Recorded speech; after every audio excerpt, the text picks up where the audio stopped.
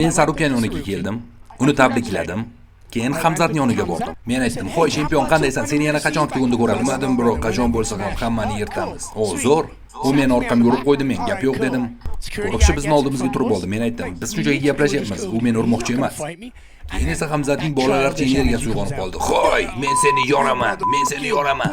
Va meni itarib yubordi. Men aylandimda aytdim, "Sen bu sportda chempionsan, lekin o'zingni bolalardek tutyapsan. Sen do'stingning g'alabasini shunchaki olib qo'yyapsan.